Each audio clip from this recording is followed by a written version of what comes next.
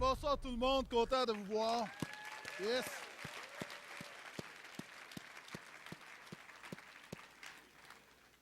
Très excité par notre week-end, très content de pouvoir célébrer le Vendredi Saint ici au portail. Merci à ceux qui sont fidèles semaine après semaine, vous êtes là ce soir.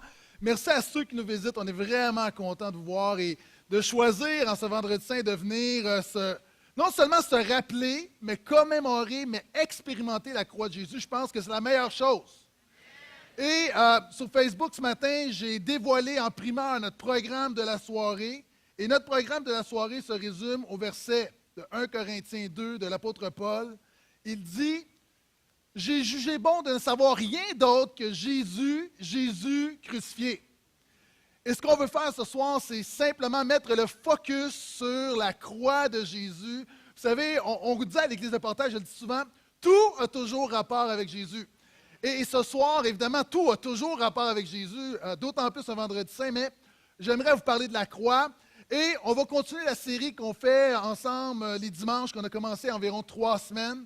Et on est dans l'Évangile de Jean. On regarde au dernier moment de la vie de Jésus, dernier moment terrestre, et l'apôtre Jean qui écrit l'Évangile, il y a 4 évangiles, Matthieu, Marc, Luc, Jean, et Jean, non seulement explique les derniers moments de la vie de Jésus, mais soulève des facettes de Jésus. Donc, on a vu l'arrestation du berger il y a 2 dimanches. La semaine dernière, on a vu la comparution du roi. Je vous donne une primaire dimanche matin, ici même, on a 2 réunions, 9h30, 11h45, 2 réunions identiques. On va voir la résurrection du Maître. Mais ce soir, on doit parler de la crucifixion de l'agneau. La crucifixion de l'agneau. Et on va regarder justement ce que la Bible nous dit, nous raconte lorsque Jésus a été crucifié. Donc, si vous avez une Bible, ouvrez avec moi Jean, 19e chapitre. Si vous n'avez pas de Bible, ne vous en faites pas, vous pouvez suivre sur les écrans.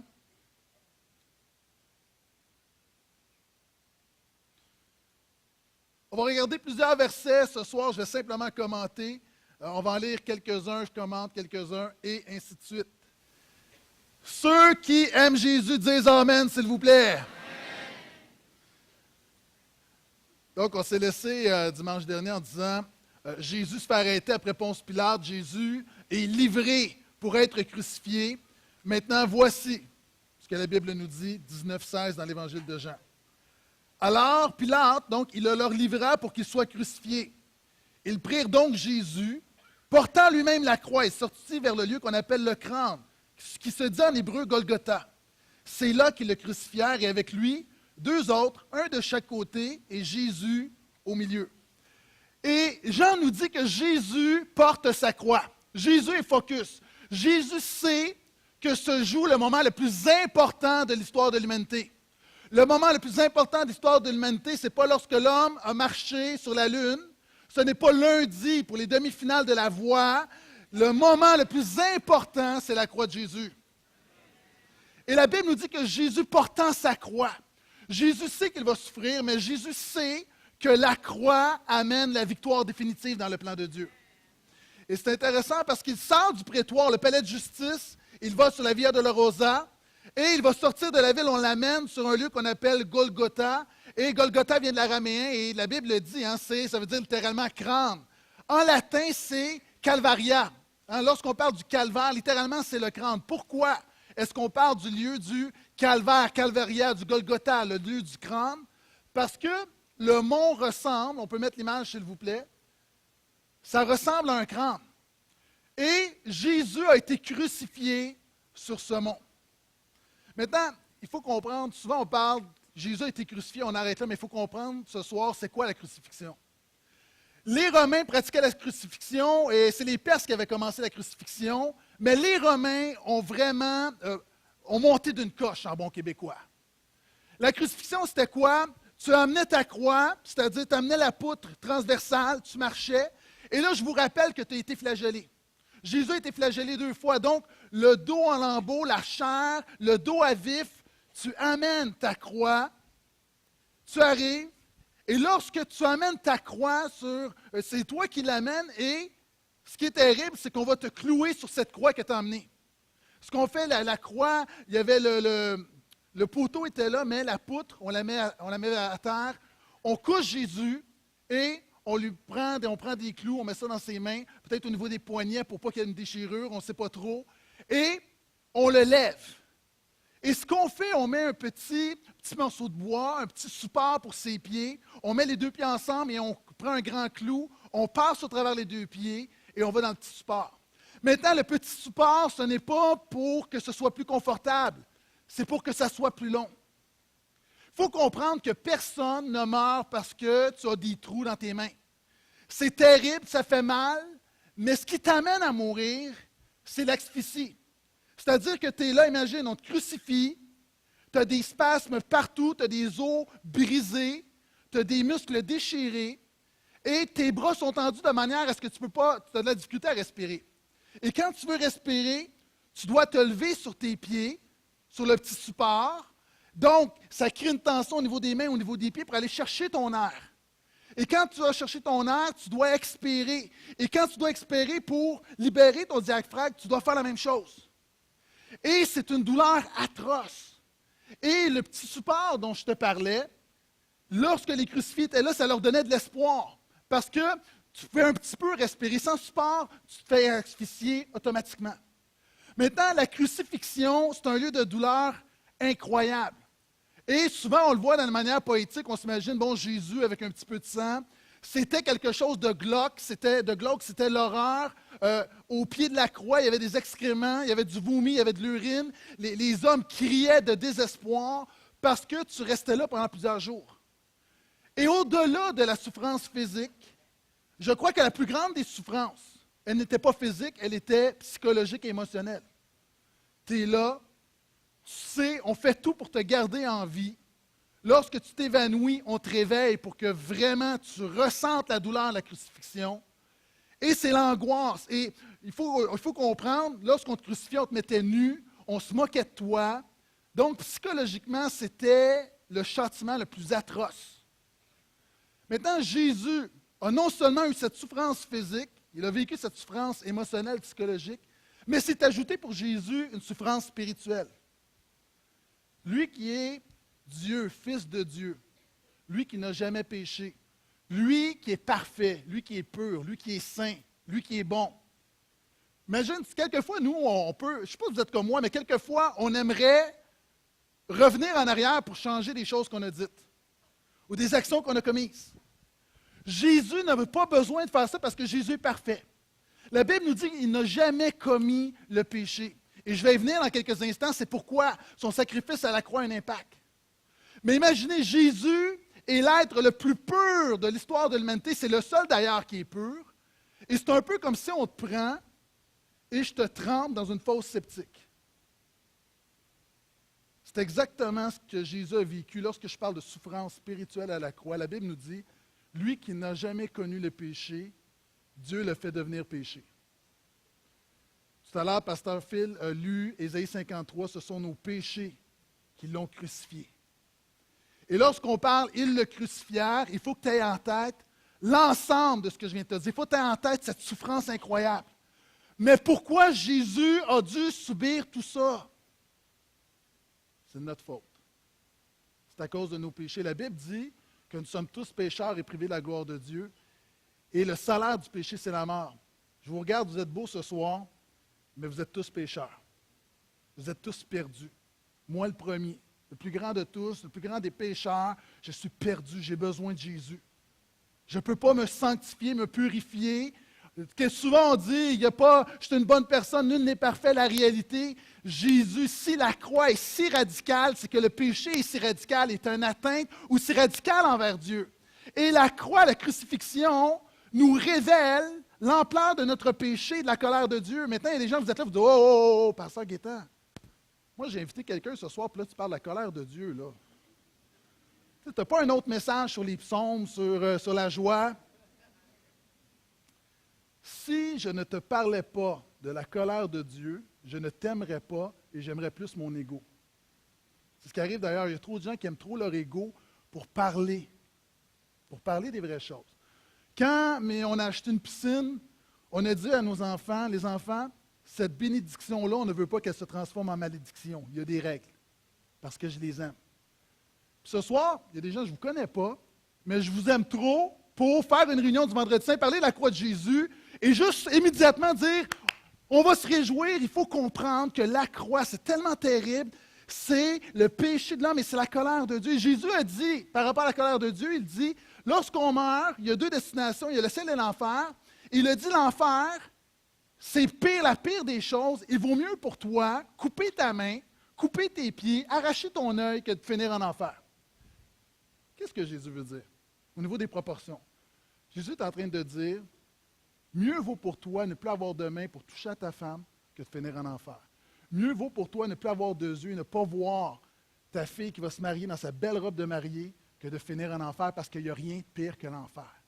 Mieux vaut pour toi ne plus avoir de pieds pour te diriger pour aller voir ton garçon jouer au soccer ou au hockey que de finir en enfer. Jésus a dit la pire des affaires, c'est l'enfer. Et c'est tellement la pire des affaires que c'est pourquoi il est mort à la croix pour nous.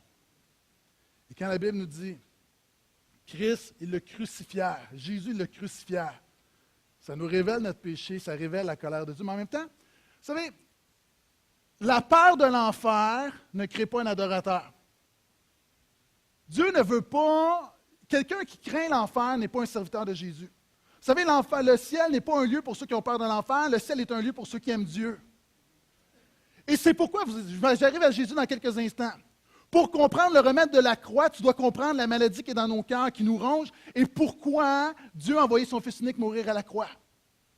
Hein, c'est comme s'il n'y a personne, quand un juge te condamne, par exemple, tu as commis un crime ignoble, et le juge te dit, je te condamne à la chaise électrique, il n'y a personne qui dit, yes, je t'aime, votre honneur. Le châtiment n'amène pas l'amour. Et il n'y a personne, lorsqu'il entend ce que je viens de te dire par rapport à l'enfer, personne qui va dire, oh, je t'aime, Jésus. Je t'aime, Seigneur. C'est pourquoi Dieu a envoyé son Fils mourir pour nous, afin de nous démontrer la grâce, de nous démontrer qu'il nous aimait tellement, que lui a pris tout notre châtiment, afin que nous, on soit pardonnés et que nous, on soit réconciliés. Nous, on a une éternité avec Dieu. Est-ce que je peux entendre amène à ça? Et lorsque la Bible nous dit « Ils crucifièrent Jésus », c'est ce qu'il faut que tu aies en tête. Ils crucifièrent Jésus. On continue. 19 à 22. Pilate fit aussi un écriteau qu'il plaça sur la croix. Il y était inscrit « Jésus de Nazareth, le roi des Juifs ». Beaucoup de Juifs lurent cet écriteau parce que le lieu où Jésus fut crucifié était proche de la ville. L'inscription était en hébreu, en latin et en grec. Pourquoi l'hébreu, la langue du peuple juif, le latin, la langue des Romains, grec, la langue internationale de l'époque? Pour s'assurer que tout le monde sache pourquoi Jésus est à la croix. Les grands prêtres des Juifs dirent à Pilate, n'écris pas le roi des Juifs, mais écris plutôt, celui-là a dit, je suis le roi des Juifs. Pilate répondit, ce que j'ai écrit, je l'ai écrit. À l'époque, lorsque quelqu'un était condamné à la crucifixion, on prenait un petit panneau de bois, on écrivait son crime et on le mettait autour de son cou. Et lorsque tu traînais ta croix, c'était écrit violeur, c'était écrit menteur, c'était écrit tueur, c'était écrit fraudeur, c'était écrit tout ce que tu voudras. Et lorsque Jésus marchait à la croix, c'était écrit, il est le roi. Il est le roi. Tellement que ça fâchait les grands prêtres en disant, non, non, non, non, hé, enlève ça, ne dis pas il est le roi, dis, lui il le dit. Et Pilate dit, ce que j'ai écrit, en fait, ce n'est pas Pilate qui le dit. C'est Dieu. Lorsque Dieu dit quelque chose, l'homme ne peut pas le changer. Et on ne peut rien, on peut dire, on peut avoir différentes opinions sur Jésus, mais il demeure le roi. Et en fait, ce qui est censé être un acte d'accusation devient une grande proclamation. Alors qu'on veut l'accuser d'être le roi, de vouloir faire une révolte, ça devient un message d'espoir. Et c'est écrit dans toutes les langues. Et ce soir, si je parlais toutes les langues, je pourrais le dire, Jésus est roi dans toutes les langues, mais je vais le dire en français et traduis-le dans ton propre cœur. Maintenant, lorsqu'on voit cet écriteau-là, ça me rappelle que si Jésus n'était pas venu, un jour je me serais présenté devant Dieu avec un écriteau sur lequel il serait écrit « pécheur ».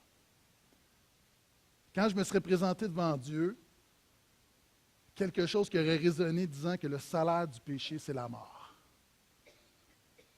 Mais par Jésus-Christ, par ma foi en lui, la Bible dit que lorsque tu mets ta foi en Jésus, écoute-moi bien, dans Colossiens, c'est écrit qu'il efface ce qui te déterminait, qu'il efface ton péché, qu'il efface qui tu étais. La Bible dit que beaucoup ont vu le panneau, ont vu l'écriteau. Il y a des gens ici devant moi, on te dit depuis que tu es tout petit que voici, tu es un ci, tu es une ça, tu ne feras jamais rien de bon. Il y a des gens, tu crois ces mensonges, et encore aujourd'hui, tu te répètes des mensonges, des choses qu'on a dites à ton sujet, et ça te définit. La bonne nouvelle en Jésus, toute chose peut être effacée, et ce qui définit ta vie, c'est que Jésus est le roi.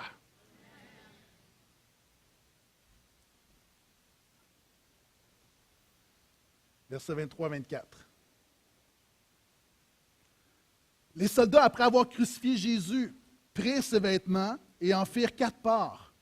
Une part pour chaque soldat. Ils prirent aussi cette tunique qui était sans couture, d'un seul tissu, d'en haut jusqu'en bas. Ils se dirent entre eux, « Ne la déchirons pas, mais désignons par le sort celui à qui elle appartiendra. » C'était pour que soit accomplie l'Écriture. Ils se sont partagés mes vêtements.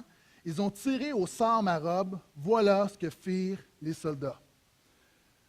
Vous savez, dans la crucifixion de Jésus, il y a plein de symboles. Dieu parle, Dieu fait plein de clins d'œil et c'est incroyable. De voir les Romains, de voir les Juifs de l'époque qui pensent qu'ils sont en train de saisir Jésus alors que Jésus contrôle la situation en tout temps. Une petite parenthèse, peut-être que tu penses que Jésus t'a oublié. Je veux juste te dire que Jésus contrôle ta situation même ce soir et en tout temps. Jésus ne perd jamais le contrôle. Jésus est toujours en contrôle. Et plus encore, alors que toi, tu cherches des solutions, puis tu dis, ouais, si tu regardes les différents scénarios, si ça ne marche pas, j'ai un plan B, j'aimerais juste te dire que Jésus est déjà au plan W. Troisième grande vérité sur ce texte-là, la croix de Jésus est le lieu du dépouillement.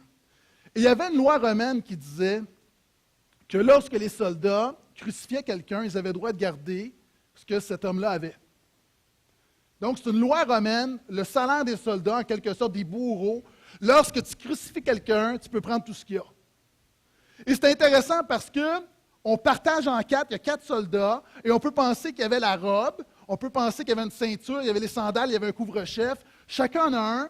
Et il y a ce qu'on appelle la tunique qui était sous la robe, qui est un genre de sous-vêtement, mais quelque chose, qui avait quand même de la valeur.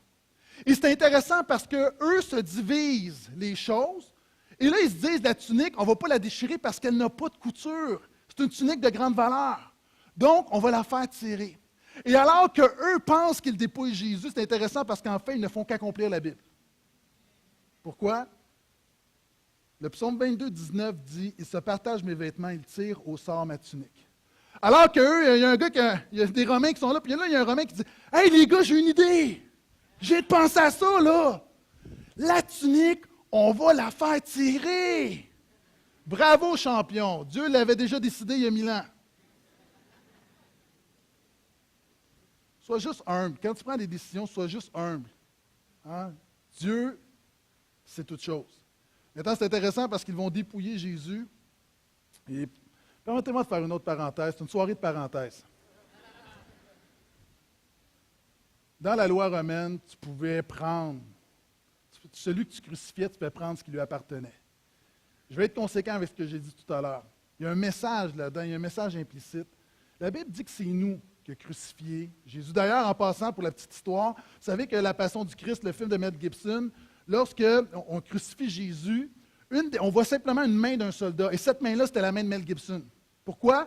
Parce que pour lui, il voulait comme envoyer un petit clin d'œil en disant qu'en fait, ce n'est pas les Juifs, ce n'est pas les Romains qui ont crucifié Jésus, c'est nous tous qui avons crucifié Jésus. Par nos péchés, Dieu a envoyé son Fils, mais c'est nous tous qui avons crucifié Jésus. Et c'est intéressant de savoir qu'alors qu'il y a des Romains qui veulent la ceinture de Jésus, les sandales de Jésus, quelle grâce de savoir que lui qui est à la croix, si tu t'approches de lui ce soir alors qu'il est crucifié par tes péchés, tu es le bourreau de Jésus, il y a un renversement, et au lieu de prendre une ceinture, tu peux prendre sa grâce, tu peux prendre la puissance de Jésus, tu peux prendre l'amour de Jésus. Tout ça par grâce. Et là, on prend le vêtement et on veut pas on le tire au sort. Et plusieurs personnes se demandent, oui, mais c'est quoi le symbole là-dedans? Pourquoi est-ce que la tunique ne se déchire pas? Qu'est-ce que Dieu veut nous dire là-dedans? Est-ce que vous savez que dans la Bible, Dieu a donné à Moïse les recommandations pour faire les vêtements des grands prêtres, il avait dit, lorsque tu vas faire la robe du grand prêtre, qui était le représentant de Dieu, là, tu vas faire une robe d'une seule couture, sans couture, qui ne se déchire pas. Et le clin d'œil là-dedans, c'est alors que tout le monde pense déchirer Jésus, Jésus est Seigneur et ça ne se déchire pas. Ça ne s'enlève pas.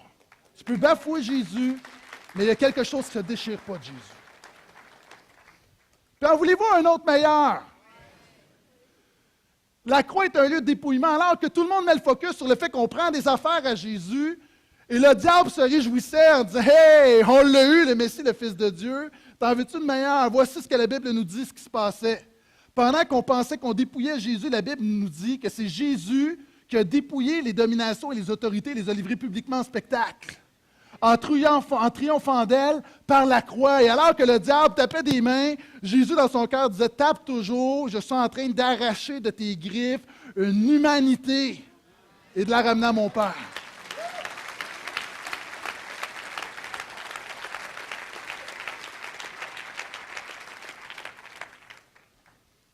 Versets 25 à 27. Auprès de la croix de Jésus se tenait sa mère et la sœur de sa mère, Marie, femme de Clopas, et Marie-Madeleine. Jésus, voyant sa mère et près d'elle le disciple qu'il aimait, dit à sa mère, « Femme, voici ton fils. » Puis il dit au fils, « Voici ta mère. » Et dès cette heure-là, le disciple l'a pris chez elle. À un moment donné, lorsque Jésus est arrivé à Jérusalem, 5 jours avant d'être crucifié, la Bible nous dit que tout le monde a dit « Hosanna », ça veut dire « Seigneur », c'est un signe où on accueillait le Messie. Et maintenant, au pied de la croix, il reste à peu près personne.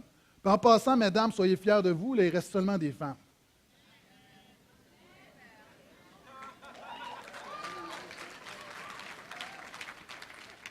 Il y a Jean qui est là, mais c'est intéressant. Puis vous voyez, les premières au tombeau, c'est les femmes. J'en parlais dimanche, mais alors que tous les hommes se sont poussés, c'est les femmes qui sont là. Les femmes restent là. Je pense que j'aurais dû faire un point là-dessus, hein? Ça a l'air de marcher. C'est juste un commentaire, mais il a l'air d'avoir un réveil spirituel. Le point est le suivant. Vous savez, Jésus, là, tout le monde voulait voir les miracles de Jésus. Tout le monde là, voulait voir le spectaculaire, le sensationnel. Mais quand c'est le temps de la croix, là, il ne reste plus grand monde. Ah, puis tout le monde veut d'un Jésus qui fait juste augmenter ta vie, qui va te rendre heureux. Mais lorsqu'on parle des vraies choses, lorsqu'on parle du fondement de la croix, lorsqu'on est obligé de déclarer qu'on est perdu sans lui, lorsqu'on parle de colère, lorsqu'on parle d'enfer, qu'on parle que c'est à cause de cette réalité-là que Dieu, par amour, a envoyé son Fils pour nous épargner tout ça, là, tout à coup, le message de la croix est moins populaire. Moi, je veux juste nous encourager à ne pas diluer la croix de Jésus. Vous savez, il y a des gens, là, Jésus est appelé le lion de Juda, et quelquefois, il y a des gens qui ont un lion édenté. Un lion pas de dents, là, puis pas de griffes, je m'excuse, c'est pas menaçant. Ah, il est arrivé, on a vu dans les journaux quelqu'un au zoo qui s'est fait attaquer par un tigre. Moi, là, tu mets devant moi un lion pas de dents et pas de griffes.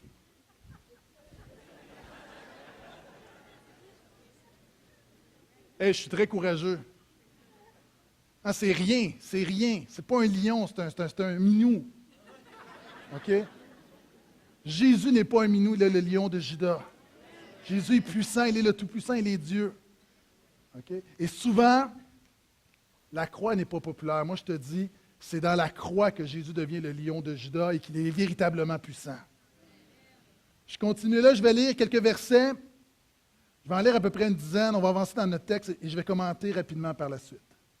Après cela, et là, regarde bien, là, il y a plein de symboles, il y a plein de messages. Dieu est à l'œuvre, Dieu confirme des choses, des prophéties accomplies. Et je pourrais me concentrer là-dessus et enseigner pendant 3 heures, et je ne le ferai pas. Je vais le faire seulement pendant 2 heures. Après cela, pour que l'Écriture soit accomplie, Jésus, sachant que tout était déjà achevé, dit « J'ai soif ». Il y avait là un récipient plein de vin aigre. On fixait une tige d'hysope, une éponge imbibée de vin aigre, et on approcha de sa bouche. Quand il eut pris le vin aigre, Jésus dit « Tout est achevé ». Puis il baissa la tête et rendit l'esprit. C'était le jour de la préparation. On se préparait pour le sabbat, c'était dans la semaine de Pâques. Et pour que le corps ne demeure pas en croix pendant le sabbat, car ce sabbat-là est un grand jour. Pourquoi? Parce que ça tombe dans la semaine de Pâques. Je me répète. Les Juifs demandèrent à Pilate de les faire enlever après leur avoir brisé les jambes. Pause. Les Juifs disent, OK, les gars qui sont à la croix, il faut les enlever avant le sabbat. Le sabbat commence au coucher du soleil. Pour les Juifs, lorsque le soleil se couche, la journée commence. Pourquoi? Dans la Bible, dans la loi de Moïse, il était écrit que lorsque quelqu'un est pendu, lorsque quelqu'un est accroché à un mort, un cadavre, à un bois, c'est qu'il est maudit. Et étant donné qu'une fête, le sabbat est une fête sainte, tu ne peux pas souiller le sabbat avec des maudits. Et alors qu'on regarde Jésus comme étant maudit de Dieu, on se dit on doit le décrocher de là avant que le sabbat commence. Donc on doit hâter la mort. C'est pourquoi les Juifs vont demander à Pilate de les faire enlever après leur avoir brisé les jambes. Pourquoi? Pour que ça aille plus vite. Les gars ne meurent pas assez vite. Les soldats vinrent donc et brisèrent les jambes du premier, puis de l'autre qui avait été crucifié avec lui. Quand ils virent Jésus, ils virent qu'il était déjà mort et ne lui brisèrent pas les jambes. Mais un des soldats lui transperça le côté avec une lance. Aussitôt, il en sortit du sang et de l'eau. Celui qui l'a vu en a témoigné. Là, ces gens là, qui parlent, le commentaire, là, ils racontent ce qui se passe et là, son cœur explose et voici ce qu'il dit. Celui qui l'a vu, le moi, là, je peux en témoigner. Et son témoignage est vrai. Lui, il sait qu'il dit vrai pour que vous aussi vous croyiez. Cela est arrivé pour que soit accomplie l'Écriture, aucun de ses os ne sera brisé. Et une autre Écriture dit encore, ils regarderont vers celui qu'ils ont transpercé. Ici, là, il y a beaucoup de choses dans ce passage-là. Mais pour se mettre en contexte, j'aimerais vous présenter un court vidéo du prince d'Égypte. Pour les Juifs, notre Pâques, dimanche, on fête la Pâques et je mentionnais que, pourquoi? Parce que Jésus est ressuscité pendant la semaine de Pâques des Juifs. Alors, lorsqu'on parle de la Pâques des Juifs, il n'y a pas de S, la Pâques des chrétiens, on met un S. Ça vient de là. Mais la Pâques des Juifs vient d'un moment, il y a très très longtemps, alors qu'ils étaient esclaves en Égypte et qu'ils demandaient au Pharaon de les laisser aller et le Pharaon refusait de les laisser sortir d'Égypte. Et Dieu a envoyé des plaies pour mettre de la pression, les plaies d'Égypte, 10 plaies pour mettre de la pression sur le Pharaon.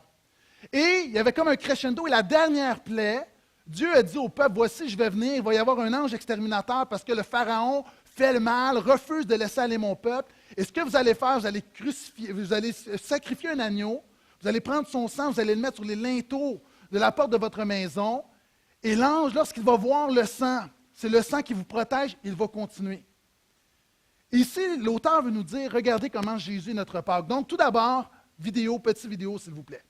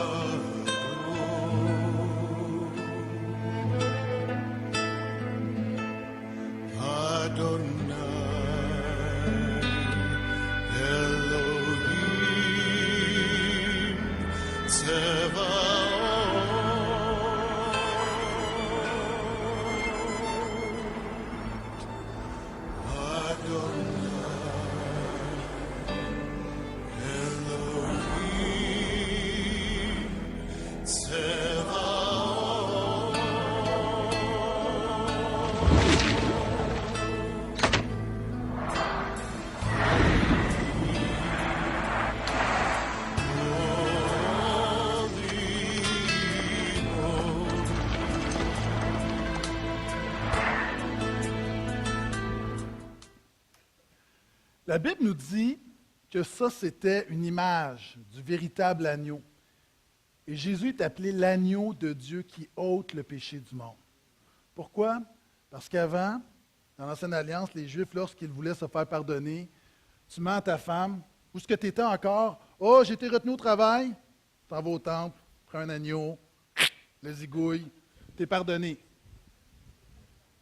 Tu arrives, ton patron te dit « Hey, est-ce que tu as fait le dossier que je t'ai demandé? »« Ah oui, c'est très avancé, boss! » À la fin de la maison, tu t'en vas au temple, prends un agneau, clic.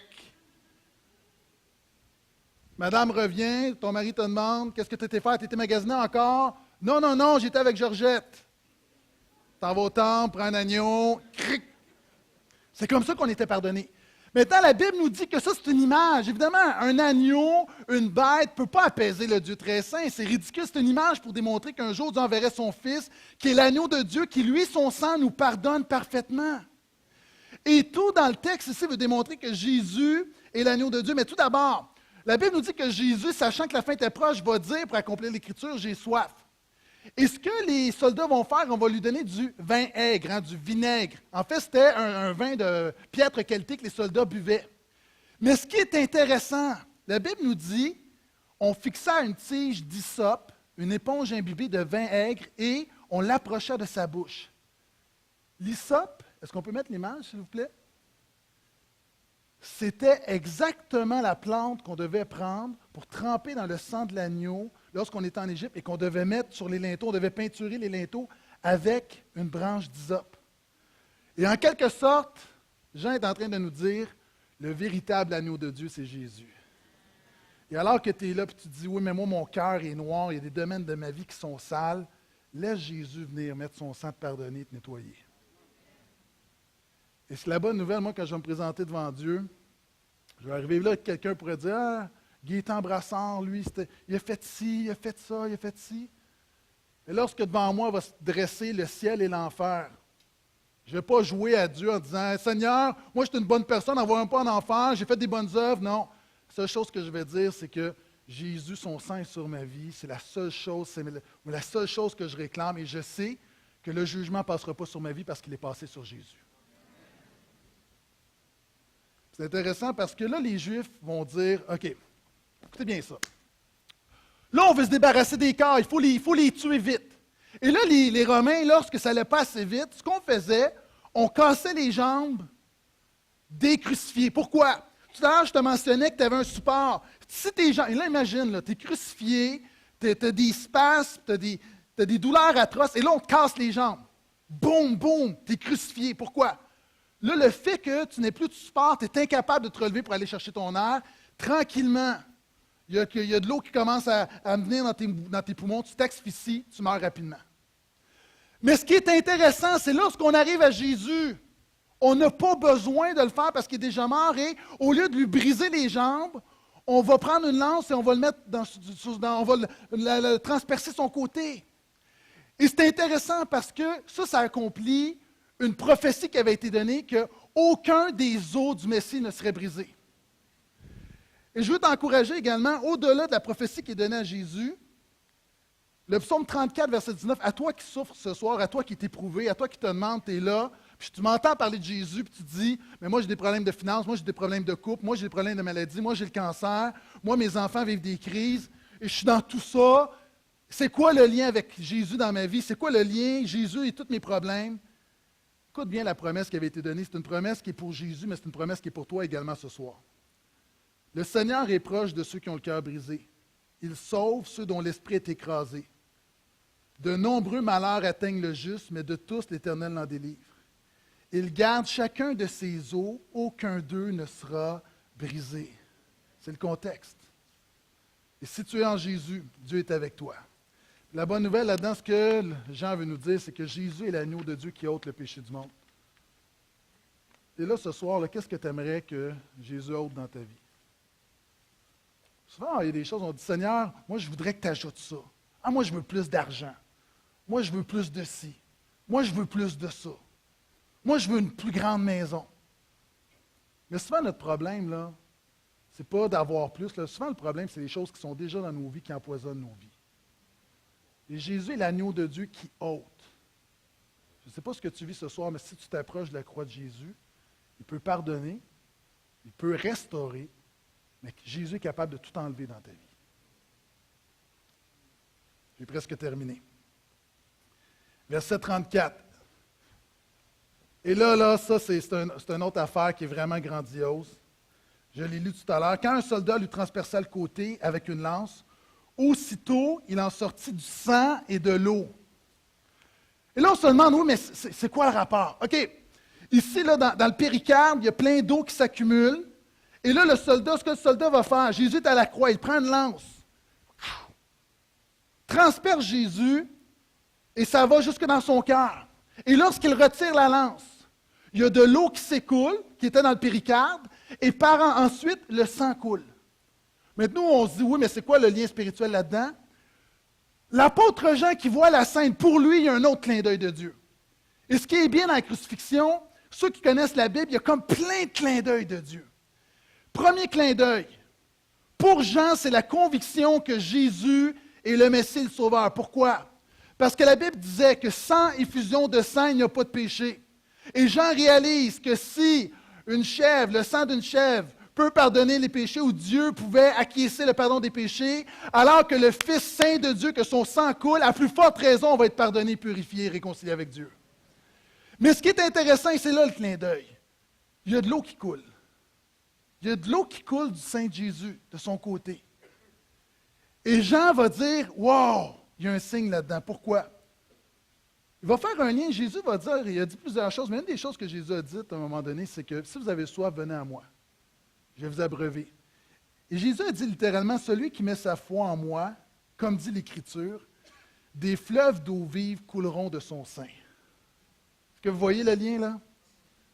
Et là, Jean est là et Jean se dit, wow, Dieu là est malade là. Il y a des clins d'œil partout, il accomplit 3, 4 prophéties, même il y a un texte, il y en a 2 prophéties en même temps, il y a des liens partout, et Jean est en train de dire, OK, Dieu est en contrôle dans la crucifixion de Jésus, Jésus est la réponse à toute chose.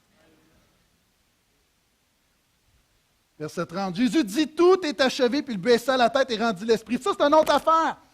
Moi, là, ça fait des années que j'étudie la Bible, mais je n'ai jamais réalisé moi, je pensais qu'à la croix, on l'a crucifié, puis Jésus est mort de ses blessures. Non. Remarquez, la Bible dit Jésus baissa la tête et rendit l'esprit. C'est comme si Jésus dit, bon, là, c'est le temps de mourir. Je meurs. Jésus avait dit, moi, là, je donne ma vie, il n'y a personne qui apprend. Souvent, on pense que les Romains, que les Juifs ont pris la vie de Jésus. Jésus disait, OK, vous pouvez me mettre à la croix. Puis premièrement, c'est moi, là. Je me livre, je porte ma croix. Et même là, on peut imaginer le diable qui se frottait les mains en se disant, il va mourir, il va mourir, il va mourir. Puis Jésus dit, je vais mourir quand je vais décider de mourir. Wow! Jésus est souverain. Et quand il décide de mourir, il décide de mourir. Et mon point là-dedans, il va dire, tout juste avant de mourir, tout est achevé. Je veux dire rapidement ce soir, un autre élément sur la croix de Jésus. La croix de Jésus n'a pas besoin de toi. Souvent, on essaye tellement, puis on se dit, oui, mais si j'ai une vie de prière, puis si je vais plus à l'église, puis si je fais plus ça, peut-être que la croix de Jésus n'a pas besoin de toi. Jésus a dit, tout est achevé, tout est accompli. Et on est dans un monde où on est sur des primes de performance, sur des bonis, où on se donne on récolte selon ce qu'on a donné. C'est un peu comme on voit la vie comme un pourboire. Hein? Si tu as un bon service, tu as un bon pourboire, tu n'as pas un bon service, tu n'as pas un bon pourboire. Et souvent, on a l'impression que dans la vie, qu'on récolte ce qu'on sème en tout temps. Mais la réalité, souvent de fois dans ma vie, j'ai récolté le péché et la mort, mais par Jésus, j'ai récolté la grâce et la victoire. Ce n'est pas toujours le cas. Jésus ne m'a pas toujours donné ce que je méritais. Et tout ce que j'ai, je ne le mérite pas. Et une des choses que Dieu est en train de me toucher présentement, c'est de réaliser combien la croix de Jésus n'a pas besoin de moi. Jésus dit, tout est achevé, tout est accompli, fais simplement le recevoir. Fais simplement le recevoir. Si vous êtes toujours là, dites Alléluia, s'il vous plaît. Alors que les musiciens viennent me rejoindre, il dit, celui qui l'a vu en a témoigné, son témoignage est vrai. Lui, il sait qu'il dit vrai, pour que vous aussi, vous croyiez. L'apôtre Jean a écrit tout ça. Lui, il l'a vécu, puis j'ai relevé que quelques éléments. Il y en a tellement d'autres.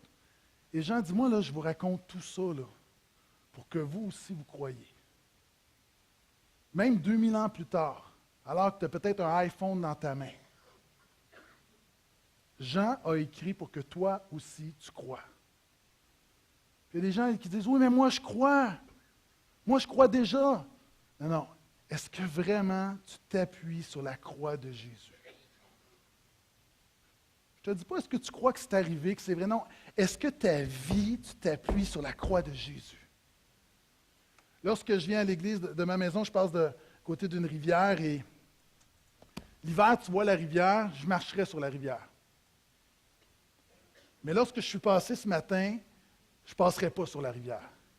Il y a des saisons où tu passes sur la rivière, puis des saisons où tu ne passes pas sur la rivière. Il y a des saisons où tu peux te confier à la rivière, des saisons où tu ne peux pas te confier à la rivière. Moi, je peux dire, peu importe la saison, dès maintenant, jamais pour l'éternité, tu peux t'appuyer sur Jésus. Jésus est solide. Jésus est solide. Et Jean a écrit, et ce qu'on fait ce soir, c'est que afin que toi aussi tu crois. Tu dis, oui, mais moi j'ai été élevé dans... Moi j'ai toujours cru, moi j'ai toujours fait mes prières. C'est pas ça que je te parle. Je te dis, est-ce que dans ton quotidien, tu t'appuies sur Jésus? Est-ce que jour après jour, tu t'appuies sur Jésus? Je ne te dis pas, est-ce que tu vas à l'église 2 fois par semaine? Est-ce que tu vas à l'église toutes les semaines? C'est, est-ce que tu te confies? Est-ce que tu pourrais dire, là, moi, là, Jésus, si Jésus était derrière moi, je me laisse tomber. Ça, c'est la foi. Je me confie en Jésus.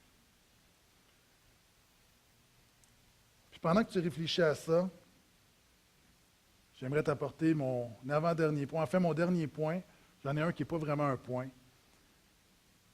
Après cela, Joseph d'Arimathée, qui était disciple de Jésus, mais en secret par crainte des Juifs, demanda à Pilate la permission d'enlever le corps de Jésus. Pilate le lui permit. Joseph vint donc enlever le corps. Nicodème, qui était d'abord venu le trouver de nuit, 2 gars qui ne sont pas très courageux, vint aussi en apportant un mélange d'environ 100 livres de myrrhe et d'aloès. Ils prirent donc le corps de Jésus et le lièrent de bandelettes avec les aromates, comme les Juifs ont coutume d'ensevelir. Ça, je vais en parler plus en détail dimanche, où on va parler de la résurrection. Mais je vais te laisser avec ceci. Après tout le récit de la croix, tu as 2 hommes. Joseph d'Arimathée. La Bible prend la peine de nous mentionner que c'est un disciple de Jésus, mais en secret. Mais là, la croix lui donne le courage de se manifester publiquement. Vous savez, les Romains ne redonnaient jamais les corps lorsqu'on accusait quelqu'un d'avoir voulu faire une révolte.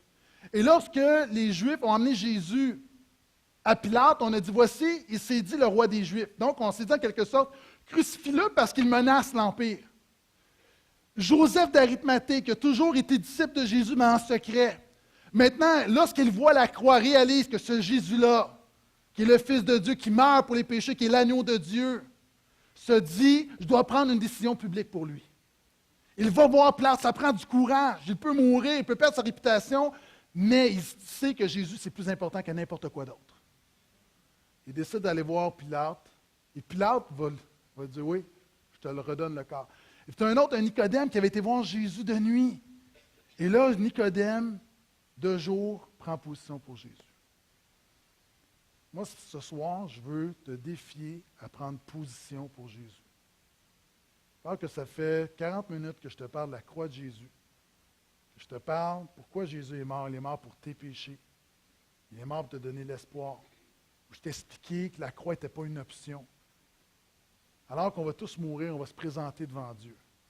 Tu as une vie à vivre, une éternité à vivre. Et j'ai mentionné, je répète, un disciple de Jésus, ce n'est pas quelqu'un qui... Tu ne deviens pas disciple par peur de l'enfer. Tu deviens disciple de Jésus parce que tu réalises la grandeur de son sacrifice à la croix pour toi. Ce matin, ce soir, des formations... S'il y a 2 hommes qui se sont levés pour prendre position, moi, je veux juste te lancer un appel. Et je veux juste te mettre en garde, il n'y a personne qui va aller te voir. Ici, on ne fait pas ça, là, c'est... Si tu lèves la main ou tu te lèves, il y a du monde qui vont te voir et on spot. Non, non. Ici, là, c'est vraiment par sincérité, après avoir parlé de la croix de Jésus, tu es appelé à prendre une décision. Et comme ces hommes-là ont eu le courage de le prendre, devant Pilate, devant un ennemi de Jésus, moi, je te demande de prendre une décision devant des gens qui sont amis de Jésus. Donc, si c'est ton cas ce soir, tu dis, moi, là, je n'ai jamais pris cette décision consciente de mettre ma foi en Jésus. Je n'ai jamais réalisé que j'étais totalement perdu sans lui. J'ai jamais réalisé vraiment la croix. Pourquoi est-ce qu'il est mort à la croix? Je pensais que oui, par amour, mais qui pardonne mon péché et je veux vraiment recevoir l'œuvre de la croix de Jésus. Si c'est ton cas, je te demande simplement maintenant de lever la main, là où tu es. Laissez votre main levée, s'il vous plaît. Une main qui se lève là-bas, quelques mains qui se lèvent. Est-ce qu'on peut applaudir ceux qui prennent une décision pour le Seigneur?